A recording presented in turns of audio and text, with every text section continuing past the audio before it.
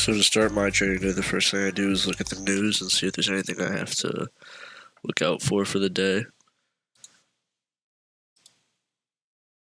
And then I will go into pre-market. This is just a couple days. This is like prior chart for I trade NQ completely.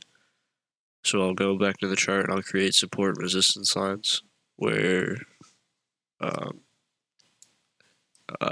above and below where the current price is. So this was like pre-market for this day. So I'll look at pre-market lines, support, resistance, resistance, resistance. Old resistance becomes new support. That's shown here. And then for my strategy, I'll wait for a trend to appear. So this was 9:30. Clear uptrend breaks through many resistances. And then this is an example trade that I took. So for my strategy, once it breaks a resistance line, clearly on this 1 minute candle, I'll only trade on the 1 minute.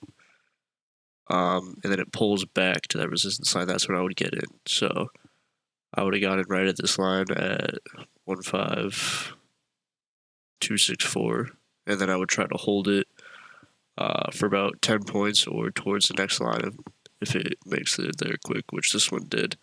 So this trade would have been only 2 minutes long.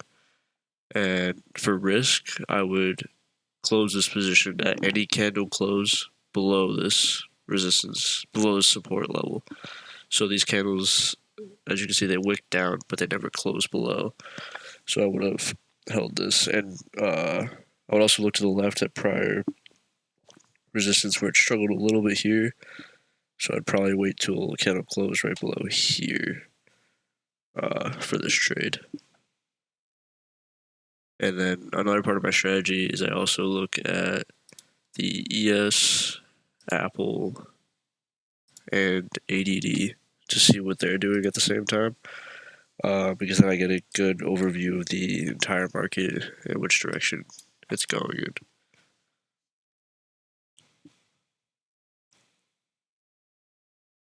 And then the only indicator I use is VWAP, because the market tends to use VWAP as sort of a resistance or support to bounce off of. So like as you can see here, like it hit VWAP and then it bounced up a lot here, got very close VWAP, kept going down.